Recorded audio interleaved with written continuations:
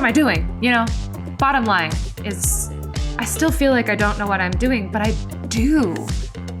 I do. I'm following the things that feel right. Like if it feels good, I'm doing it.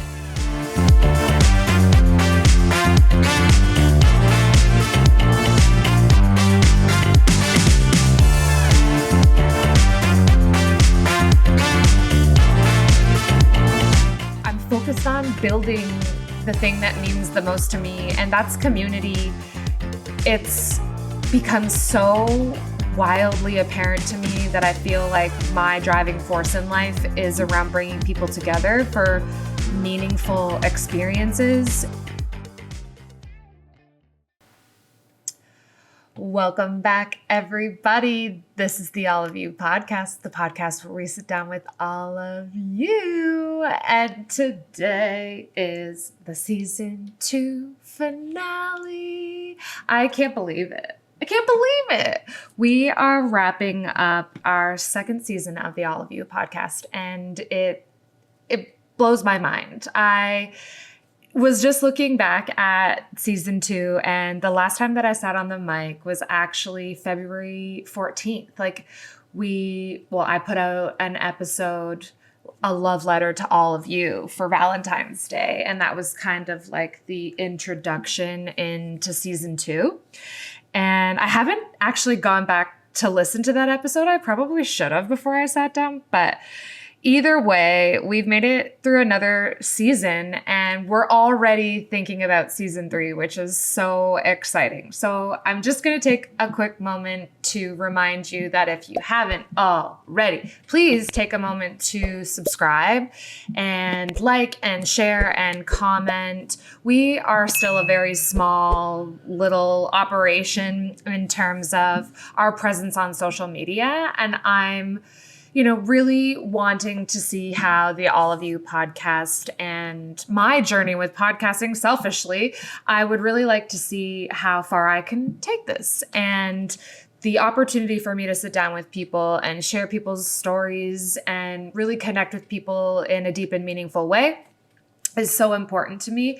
And I think the wider we can cast our net in the social media atmosphere, the more impact we can make. And that's very important to me. So I just wanted to take a quick moment to review. Season 2 was so dynamic. I sat down with so many incredible people. And if you are one of those people and you are listening, thank you. Thank you to all of you who were on this season. Michael Chang. Oh my goodness. So he was the guy that was the registered nurse and a fitness and health enthusiast, and recently had started a photography entrepreneurial sort of endeavor. And I actually had Michael over very shortly after we recorded, and we did a photo shoot together. It was so liberating, and he shared so many great shots with me, and I'm still using them for promotion. I'll be using them for promotional material and stuff for ever, because he's a very talented photographer and talented in everything that he does. So Michael, amazing. If you don't follow Michael Chang, go on over to Instagram and look that guy up, because he is no jokes. He's a very talented guy. Next, we sat down with Carly. Oh my God, the well-being scientist. And my relationship with her, my friendship, I would say, has blossomed. I was actually just at an event of her kickoff for the well-being community, or the well-being collective. I want to make sure I get it correct. But Carly is one of the most fascinating people that I've had the chance to meet.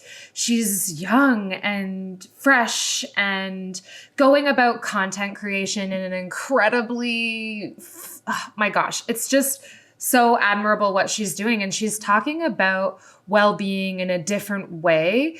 The thing that and if you watch the episode, the thing that connected me to her was one of her first reels on Instagram that went viral. And it starts with, "I don't need therapy." And I've been using that since I met her.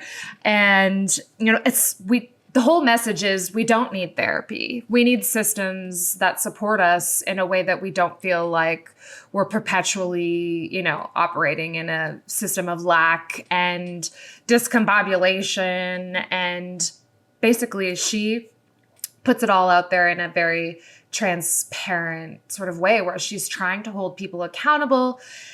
And she's building community, and she's blown up on socials. And I'm just so proud of her. She's a mother and an academic and a wife and a friend and, just a beautiful creative mind.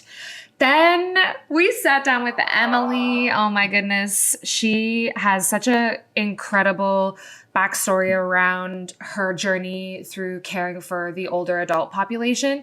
And if you don't know, now you know, my career actually started working with the older adult population. And so that's how she and I sort of connected. I was her teacher, but then she was doing really incredible things while I was teaching her. But then even beyond that, her career really flourished. And I know she's wanting to go down an entrepreneurial route with elder care. And anyways, very, very wonderful young woman. And I can't wait to see where her career takes her. And I hope that she sort of stays in my orbit for a very long time, because I'm very interested in tapping into, as you know, intergenerational programming. And I've, even had some conversations recently, which I'll get into a little bit later, but I've had conversations recently with people in my local community just around the loneliness issue with the older adults and connecting young people with older adults. And anyway, Emily and I are two like-minded individuals, and I really appreciated being able to sit down with her. Oh my goodness. Next, Cynthia. Cynthia is one of those people that just radiates humanness. She's so authentic and so real to me. I will never forget, she was one of my students, and I will never forget one of the first times that she really stuck in my brain. She walked into my class late, Cynthia, and she just had there was just a swag about her, and she just didn't care. She just walked in, sat at the very front of the class, opened up her book so nonchalantly, and I was like, you are a vibe. Anyways, Cynthia, we talked so much about her journey, and I learned so much about her. I had always been kind of admiring her from afar on her socials, and she does content creation and some podcasting stuff solo. And I've always been admiring her from afar. So the opportunity to sit down with her and learn more about her was just amazing. And I would, again, feel like I could message her at any time and she'd be like, Prof, we could just pick right back up. And she's just a very genuine human being. And her story is incredible. The challenges that she's had to go through, and she just graduated. And anyway, lots of pride and joy for her. Her family is now here. If you watch or listen to the episode, you'll know that she's had a pretty lonely journey in Canada. And now my understanding is that her family is here with her. And that's just so incredible. It's like the cherry on the top for her at the end of her academic journey. Next was Royce. Oh my goodness. And Royce, while he comes across as a silent type, a strong silent type, he has depth to him, man. He puts out some written pieces on social media sometimes, and I'm like, who is this introspective human being who seems to be tapped in on a different level? I don't know. But again, he was another one that I was able to sit down with, and I knew hardly anything about him. But another student of mine, he had this presence in the classroom where, he wouldn't say much, but when he did speak and when we did have the opportunity to connect closer to the end of the semester, again, I was just sort of overwhelmed with feeling like he had this depth to him, and, learning that his dad was in radio broadcasting and a comedian. I reposted a reel of his on Father's Day because he spoke about, how much of an influence his father was to him. And I don't know, his story was really beautiful. And I really, appreciated getting to know him a little bit more. Next, oh my goodness, my heart and soul. It's a Shannon thing, if you don't know. Sitting down with Shannon Needham. I have a lot of Shannons in my orbit for some reason. I don't know why, but Shannon Needham, I would consider her one of my nearest and dearest. She and I just get each other on a level that is hard for me to explain. Like, we've both been through a tremendous amount of loss, and I have an incredible amount of empathy for her. Her story and my story, they kind of run in parallel sort of paths. Like, we both had separation and trauma and abandonment wounds and all of those things in early childhood. And unfortunately, sadly, we just seem to be, these two souls that keep kind of going through these traumatic, horrific events in our lives. And while we bond and can connect on that level in terms of understanding where we're coming from, where our humor tends to be very morbid and bleak sometimes, but we get each other. And that to me is a very meaningful friendship, because I don't feel like I have to censor myself when I'm really going through it. And she's a social worker and, just 100 degrees of education, and just has an incredible story, but also is very smart. And, she's like a textbook of information. And I am really loving, oh, by the way, she was a student of mine too. We're seeing a theme here. Other than Carly and Michael, all of the rest of the people that I've talked about so far were students of mine. And Shannon, I didn't teach her in the classroom, but we got to know each other, and our friendships sort of developed from her being a placement student with me in the hospital, and we just got each other. And it's been several years since then, but, now I would consider her, to be one of my closest. And I appreciate that very much, being reconnected with someone and just feeling like, whoa, you are a good person and I want you to be around more often. It's hard maintaining friendships when you're an adult. It's hard making new friends when you're an adult, but it's also like life goes by so fast, and it's really hard to, reconnect with people and make sure that people know that you're thinking of them, and that especially when you can see on socials, like if they're going through it and whatever, like we're all in our own worlds, right? Like we're in the most egotistical version of society I think there's ever been. And it can be hard to sometimes pull yourself out of a hole that you're in to reconnect with people. At least this is my sort of feeling. And I always feel so much better when I reach out to my close knit group of people, and Shannon is one of them. And we talked about trauma and healthcare and foster care and all of those things, and how it all contributes to the circle of life.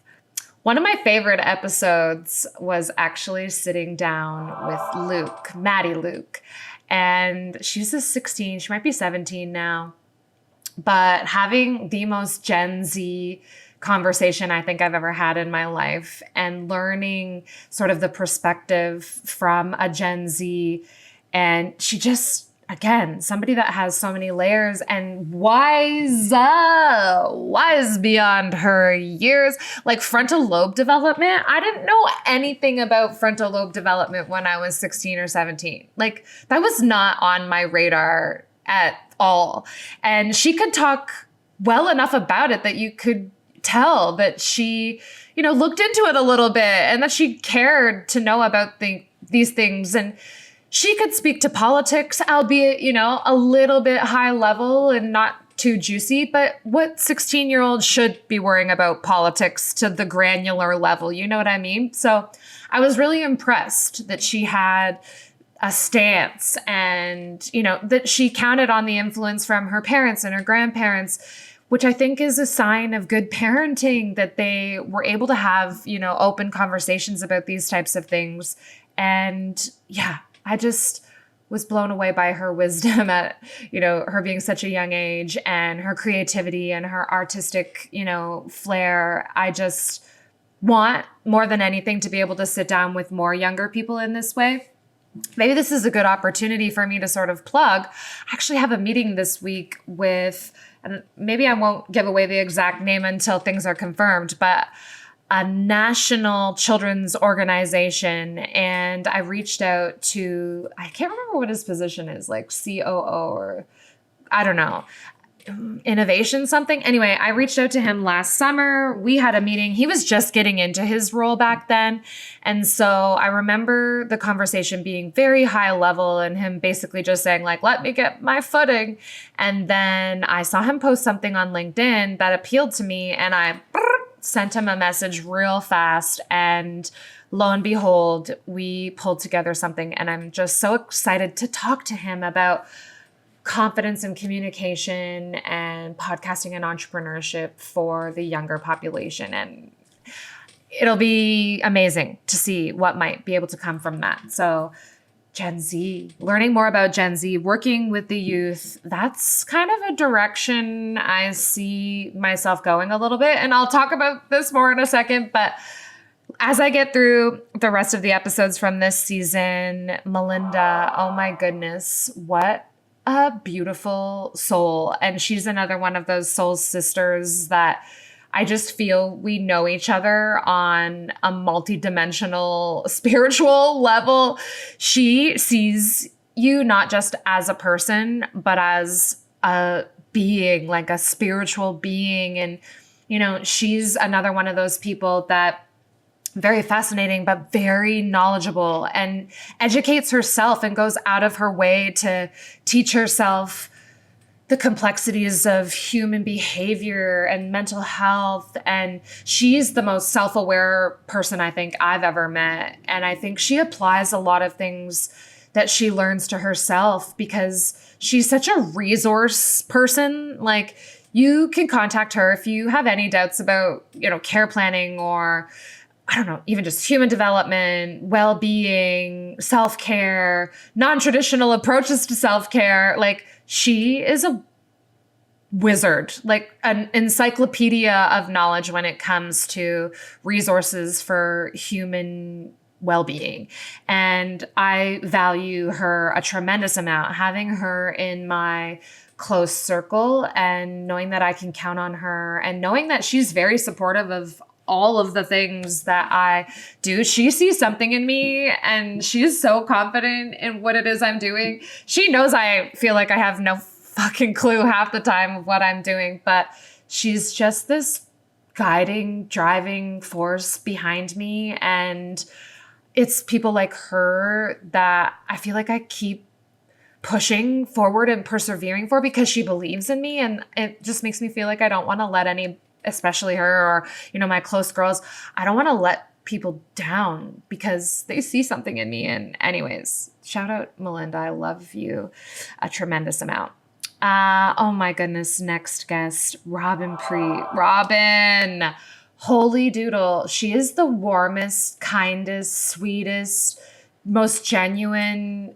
I could talk to her for a bajillion hours. Like, when I'm in her radius, I just feel she's a small person. Like, she's the teeny tiniest little most petite thing, but she just has this bigness and warmth about her and just the kindest eyes. And if you've ever been in the presence of Robin, you understand what I mean. She's rare. She's a rare human and she has a rareness to the way that she carries herself and the way that she's able to connect with people and the way that, I don't know, she just talks with an empathy and a depth to her. Again, very young. I wasn't a teacher to her, but we were connected through teaching and networking related things. She calls me professor, which is weird that I was never her professor, but I just have a bond, a very solid bond with her. And she's another one of those people that every time I feel like I get the chance to connect with her, that bond just sort of continues to bloom. And another person that I hope never falls outside of my realm of connectivity because she's just so genuine and real. Ooh, Raul, that was a great one too. I mean, what an interesting guy. Very hard worker, very dedicated to his craft.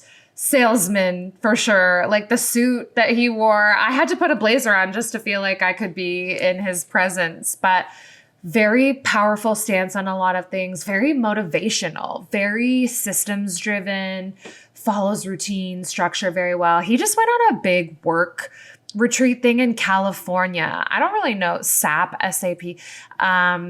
Seems like it was a big deal for him to be invited there. And again, in his late 20s, like killing it in his career and making an impact, and considered LinkedIn top voice level over on LinkedIn, killing it on other social media platforms as well. He is a great speaker. He's charming. I would consider him to be a role model or like a good mentor for guys who are maybe struggling to find their confidence.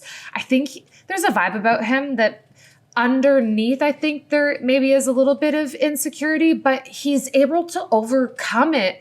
And he's been able to overcome so much, and he knows himself really well, and he knows what his strengths are, and he knows what his weaknesses are, and he can talk about them very articulately. It's admirable. It's admirable to see a young man carry himself in a way like that. I just, I'm grateful for knowing him, and I'm grateful that he's able to put himself out there so that other dudes can, see what is possible if you really give it your all and you put everything into what it is you're doing. I think that's a good way of sort of describing my conversation with him. Power rule. Okay. The hidden struggles of international student.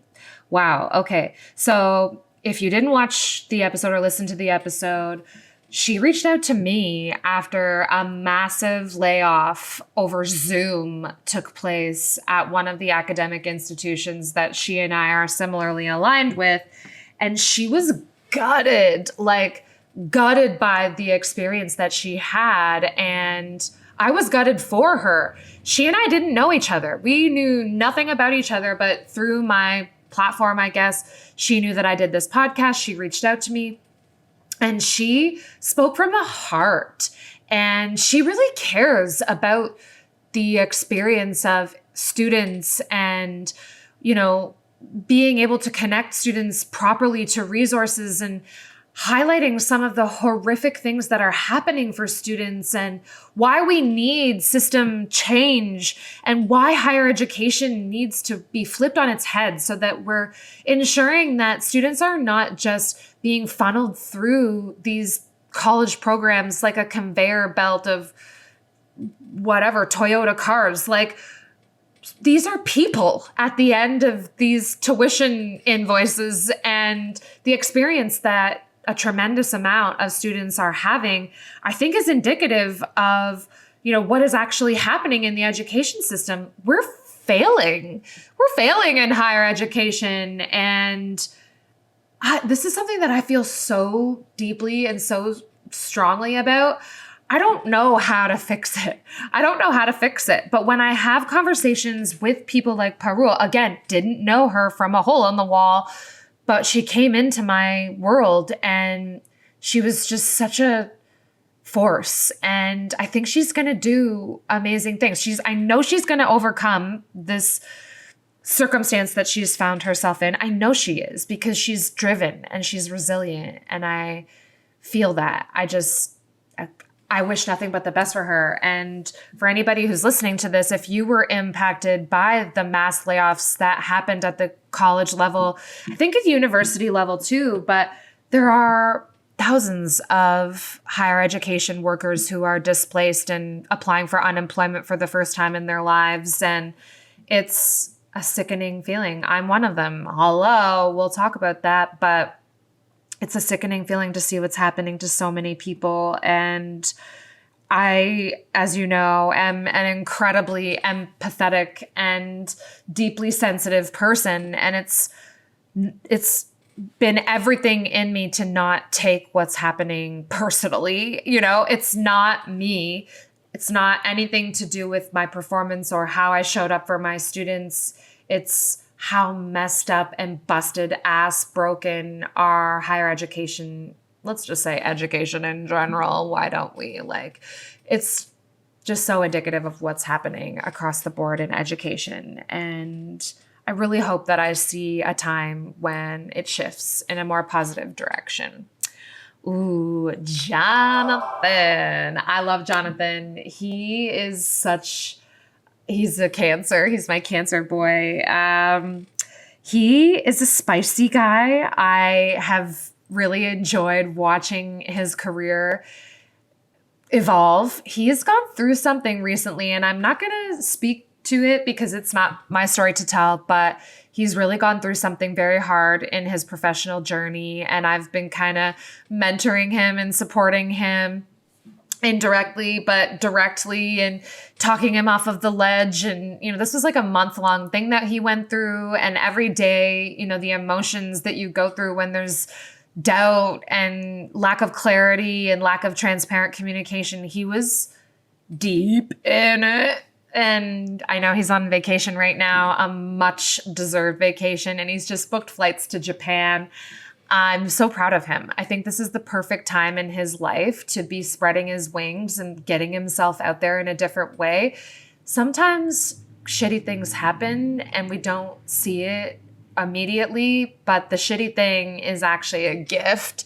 And I think this awful thing that he's been through is really just a leveling out for him. And he's really going to realize what the important things are to life. And I think he sees the forest through the trees a little bit. And I know that he's going to do amazing things. And I'm so excited to watch him develop. And he's in his 20s, and, we joke all the time that I'm almost 10 years older than him. And he talks like he's some, jaded elder millennial, but he's still, so early in his career. But he sees the bullshit, which I just can talk so openly with him about those things now without having to like tiptoe around the realness of what is actually happening in the world. Like, once the veil is lifted, it's a blessing and a curse, and I'm trying to coach him through this experience that he's going through. But I value him and I value his friendship, actually. What a good guy. And last but not least, our last episode that was just posted a few weeks ago was Shambhavi. Oh, my girl. I miss her. She went home for a month. I think she went to Bali.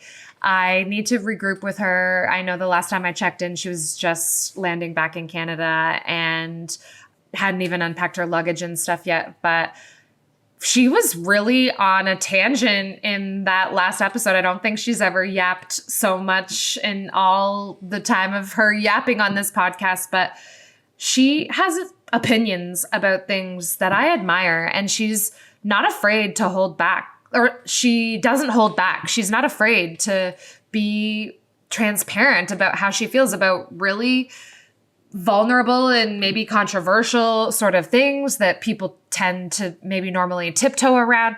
Sham doesn't care. Sham just says what she means and means what she says. And I have known that about her since the second that I met her.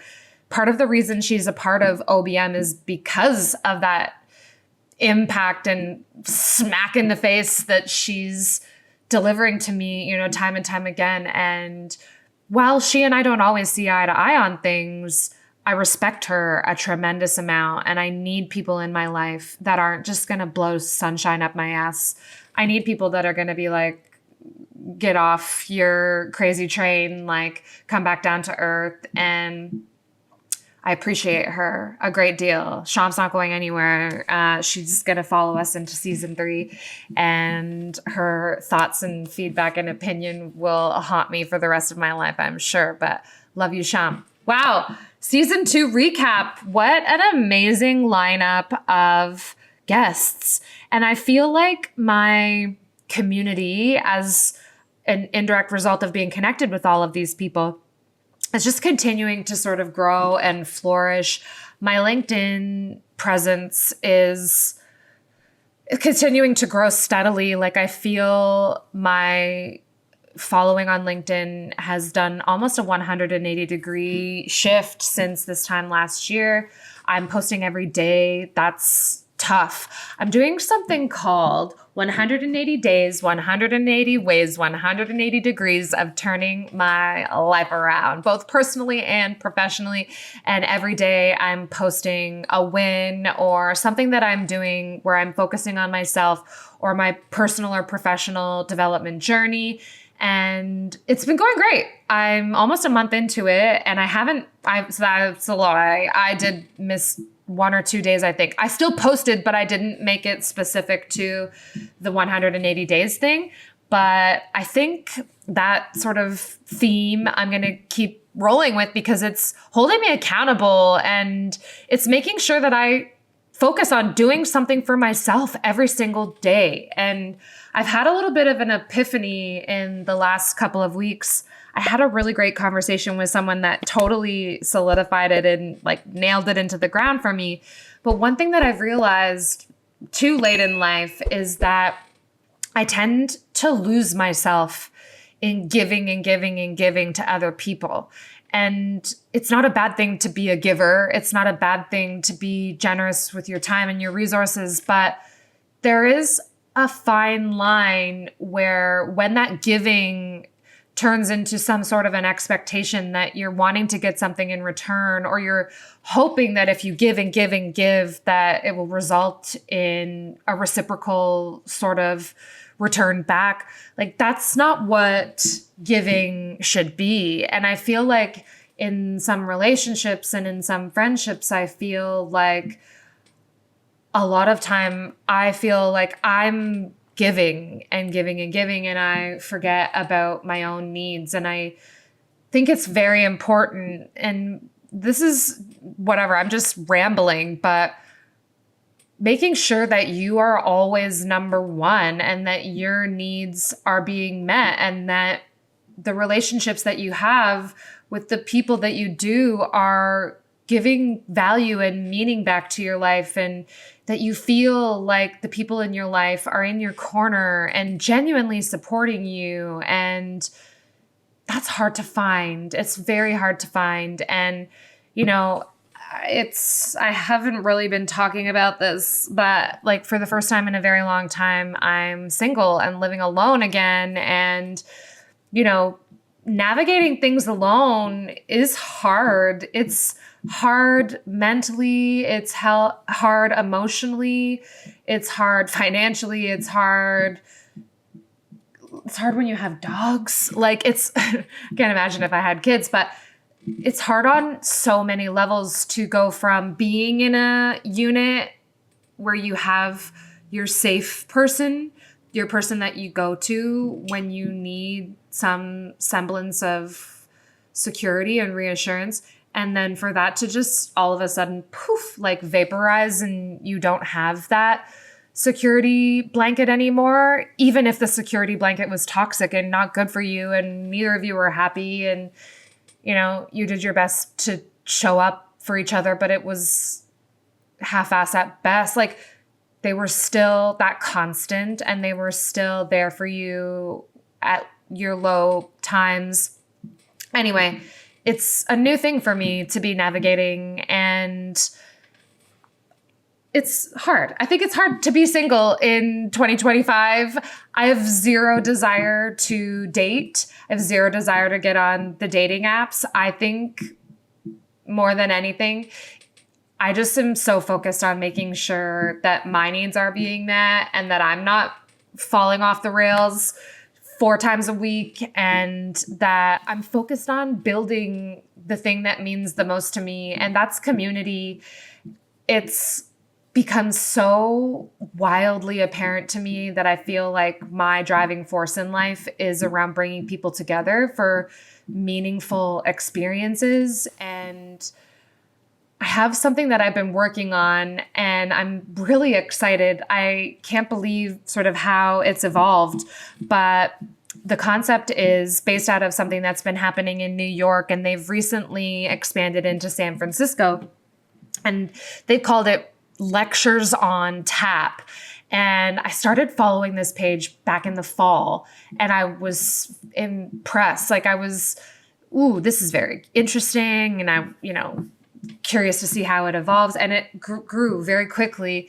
And I started thinking like, okay, if this is successful in New York and they're expanding to San Francisco, who's to say that that couldn't happen in Canada?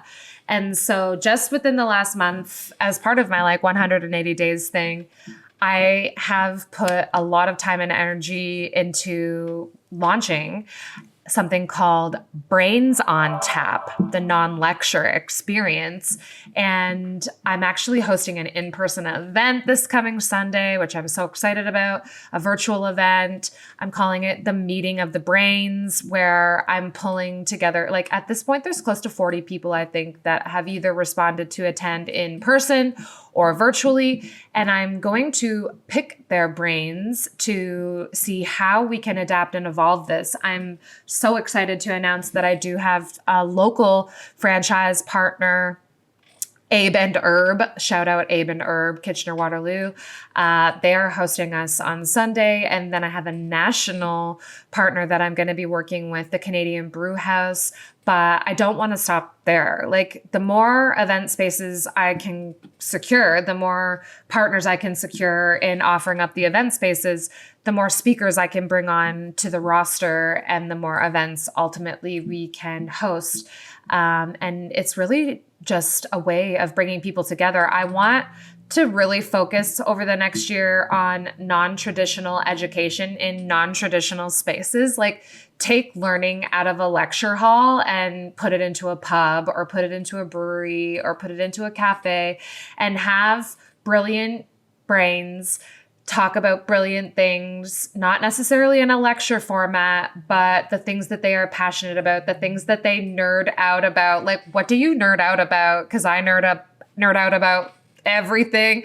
I could talk for an hour about candle making. I could talk for an hour about podcasting. I could talk for an hour about sublimation printing. I could talk for an hour about Lego. I could talk for an hour about The Office. I could talk for an hour about healthcare, education. Oh my goodness, movies, 90s movies, 90s music. Are you dating a narcissist? Anyway, I could talk about anything for an hour. And I know that there are so many brilliant speakers and storytellers and educators and professors and instructors that are out there who, again, are displaced by our broken ass system. And I want to create a space for them to be able to continue to talk and share and come together and gather amongst kinfolk and bestow their knowledge upon us in a weird way or in a new way or in a fun way or an intriguing way, a powerful, dynamic way, because we can't just be consuming all of our knowledge and information from YouTube and TikToks, for Christ's sake. Like, I know that there's power in connectivity and being together in person. And the more opportunities that I can create for people to come together through Brains on Tap, Canada. I'm so excited. Oh, it's Canada Day, by the way, as I'm recording this. Oh, Canada. Brains on Tap, guys. I'm really excited. Follow on Instagram and Facebook and LinkedIn. I'm going to create a TikTok, even though I don't love TikTok. I'll probably create a YouTube too. It's going to run under the human experience. So I have Olive Branch Mentorship, as you know, which is the not-for-profit. And then I have the human experience, which is a sole proprietor. And I'm going to run Brains on Tap under the human experience. And then everything that I'm doing with community building and podcasting and all of that good stuff is going to continue to fall under OBM. So I guess I can talk a little bit more about community and how I am wanting to integrate myself into the community and how I'm wanting to get the name of OBM. And, you know, the whole Olive thing is really become a part of my personal brand, especially all of you. Like, I have people that, you know, specifically think of me when that even comes up in conversation. All of you. And oh my goodness, I actually just had a woman last night at work who told me that she's been listening to my podcast as she falls asleep. And I'm like, is this happening? Like, I know that my podcasting platform is very small and I maybe even still considered in its infancy, startup level, whatever. But the fact that I have people reach out to me, she's not the only one. I've had a few people message me on LinkedIn to say, when I'm feeling down, I've checked into your podcast and I've listened and I just feel so uplifted. And yeah, sometimes we talk about some pretty heavy things on the podcast, but I think there's a realness and a vulnerability that people are tapped into. And I want to continue that into season 3. Now, I'm struggling with how I'm going to navigate season 3 because one of the most appealing things about the All of You podcast is our set. And if you don't know, this is my home. Like, I'm currently looking into my kitchen. My bathroom door is open. Like, there's laundry everywhere behind these cameras. I did laundry for 11 and a half hours the other day, and it's all piled up behind me. And so when you're hosting podcasts in your home, you can't leave your 11 and a half hours worth of laundry. That's like, I don't even know how many loads I did. Probably like 10 loads of laundry.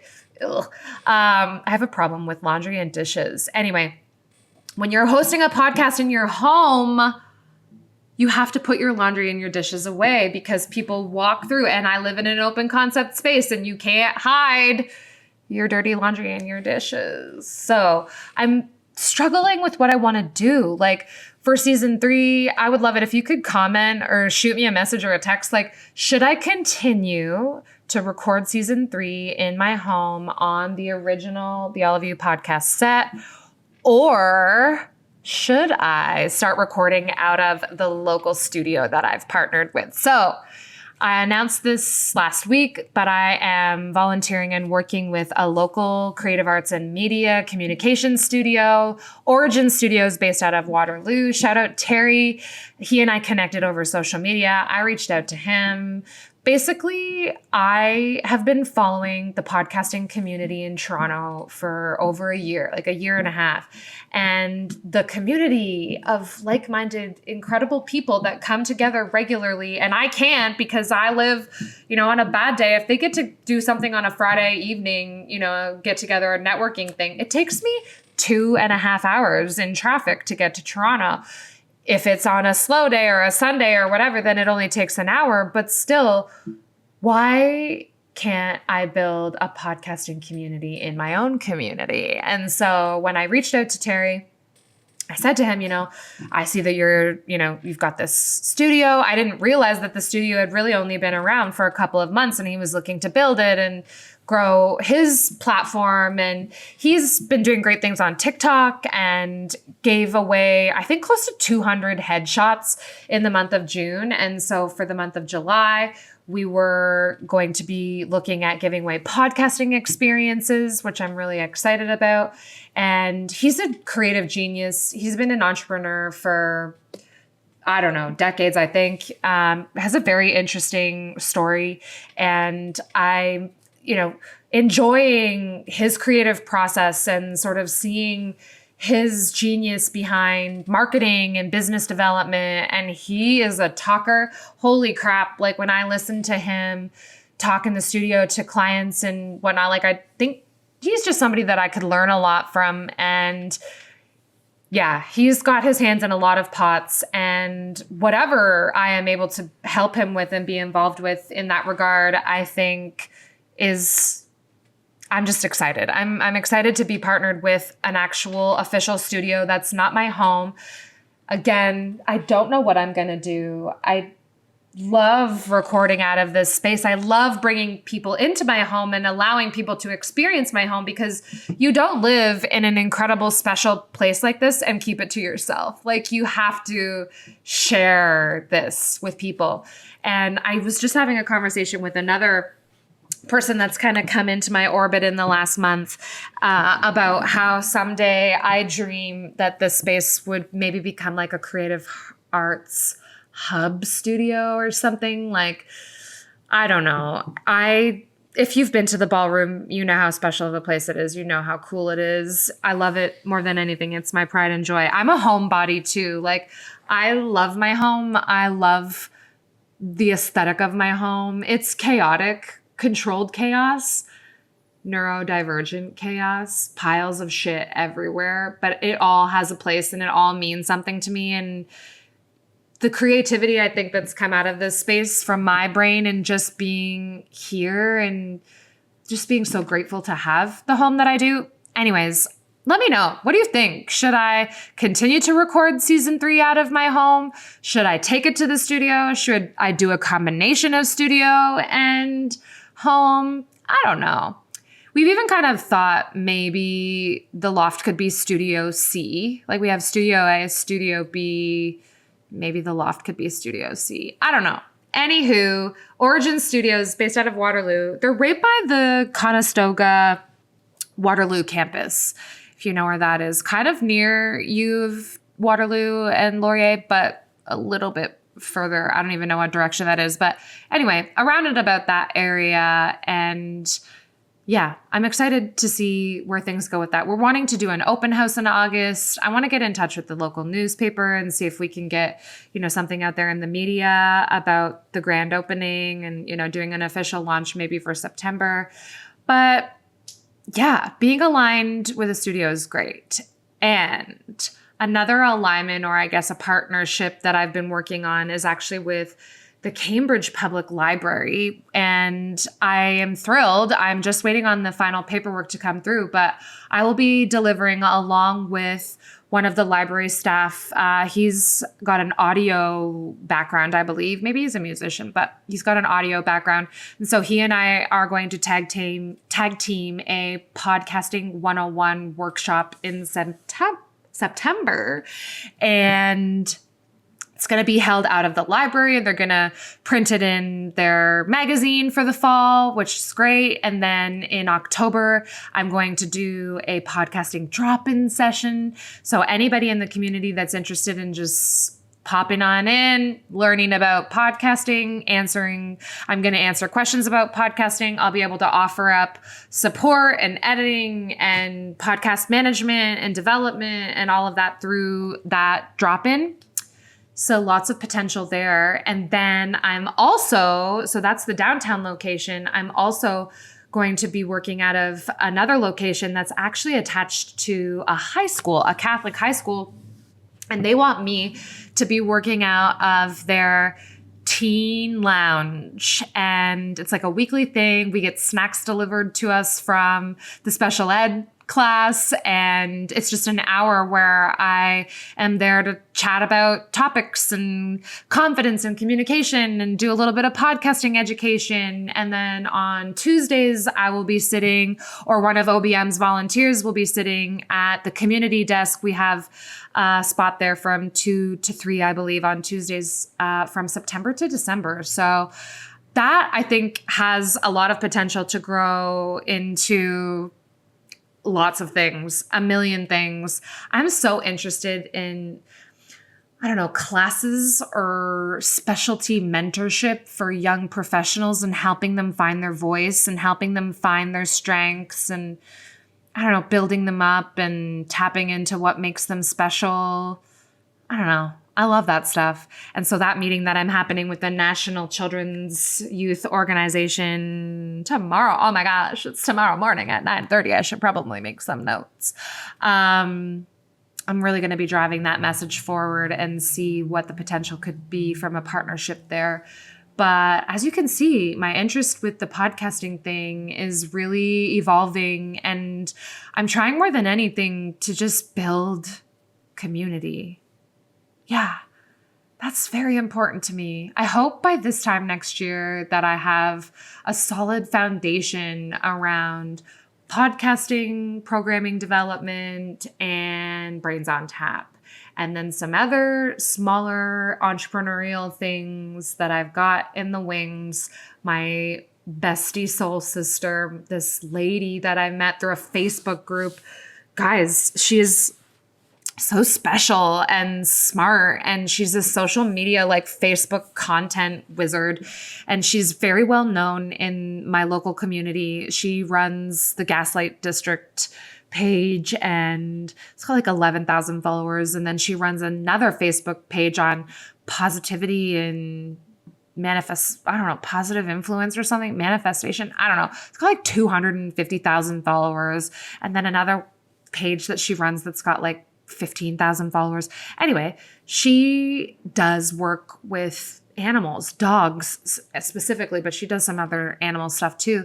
And I can see myself working with her around some empathy and pet therapy, around leadership and healthcare. I don't know. That's an evolving thing, possibly a partnership.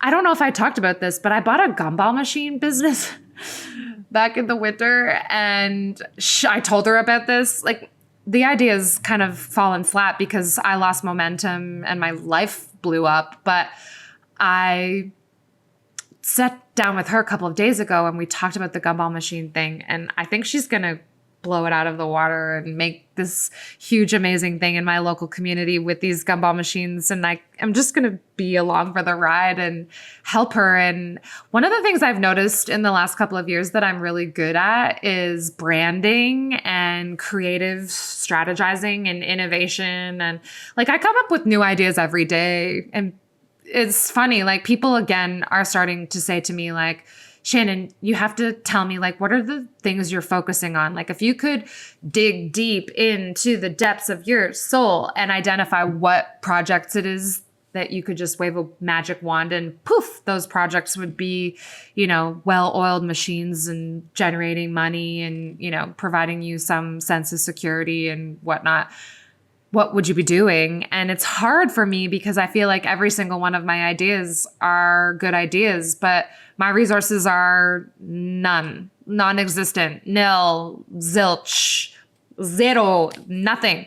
I've put everything. I've put absolutely every last red cent penny into what I've built over the last couple of years. And I don't know what the future has in store. I think I'm onto something. Like, I think I'm onto some good things. I think life is trending in the right direction. I'm just really focusing on wanting to be the best version of myself because someday again, I will want to be a partner to someone again. And I want to make sure that when that happens, that I am a good version of myself and that I'm focused on healing. And, I think it's important to be that for the people that you show up with, even not your partner, like, the person that you share your heart and soul with, your friends and your family and your community. Like, I want to be a healthy, both mind, body, and soul. I want to be a healthy person. And it's very hard for me. Like, my mental health is something that I've struggled with my entire life. And my highs and lows are difficult. But one thing I've talked with my doctors, my therapist and my family doctor, and, I've talked to them about how continuing to show up, even when life is beating you down, is very hard. And people have seen me in not so great states. And I've said not so great things about my sort of feelings about where I'm at and what have I done, and feeling like I've just totally threw a Hail Mary into something that, what am I doing?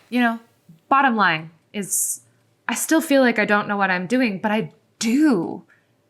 I do. I'm following the things that feel right. Like, if it feels good, I'm doing it. I'm not holding back. Like, if I want to do something, I'm going to do it. I'm going to figure out how to make it happen. And I think just sort of summarizing all of these things, community and Brains on Tap and the library partnership and Origin Studios and continuing to develop, this podcasting community in the Kitchener-Waterloo region and focusing on entrepreneurship. These are all things that mean so much to me. And you'll maybe notice, like, I haven't even mentioned healthcare at all. And I landed a job at a local hospital, a temporary part-time 6-month contract. It's doing exactly the same thing as I've been doing for 100 years.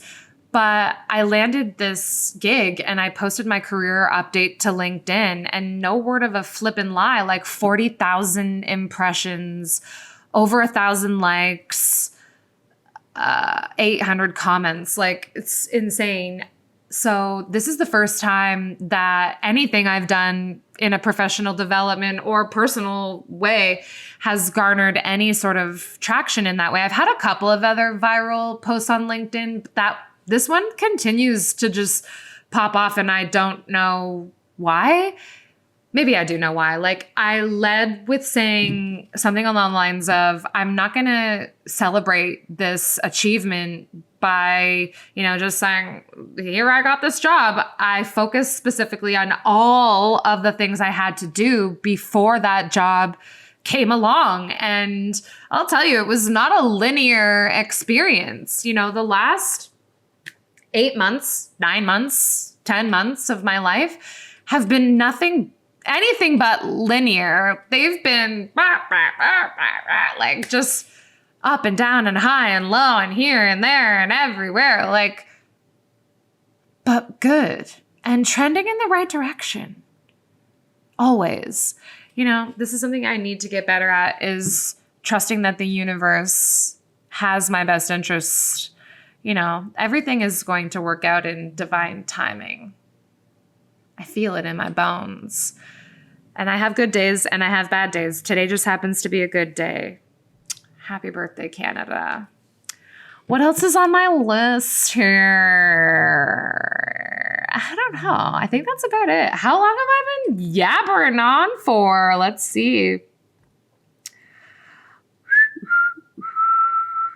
I don't even know. Oh, 55 minutes. Ooh, that's just about the sweet spot, eh? I lose you guys around the hour mark. And besides that, we just chop the shit out of this and make it all short form content. Because if you're out there and you listen to this long form content, hats off to you. Thank you for being a real one and for supporting the podcast and me. And if you are out there and you're listening to this, I appreciate you. And it means a really great deal to me that I'm developing a little bit of a platform where I can talk about things so freely and openly. It's not easy. I think I've said this before. It's not easy to sit here with 4 cameras on you. I could hear my voice. This is a difficult thing. I'm not trained in this. I was locked away like a Disney princess in a hospital tower for 20 some odd years. I've been confined to the systems, government-controlled systems, for the better part of 2 decades and more.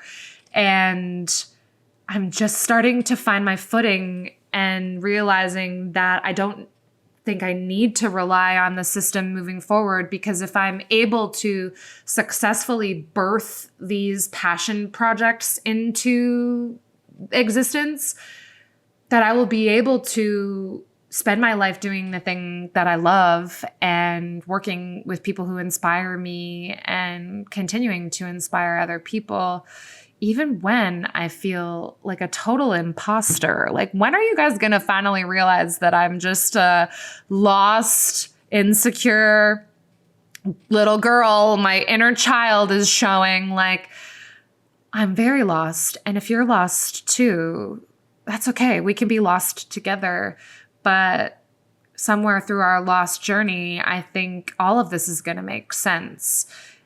Everything is going to work out. And I am really looking forward to being able to look back at this content in a year from now, and 5 years from now, and 20 years from now, and say, you did it. You did the damn thing. I'm excited. Wow. Season 2, baby. The All of You podcast. I can't thank you enough. This is the podcast where we sit down with all of you. And today I extended the olive branch inward. It was a very important thing that I did. I've been putting this off for way too long.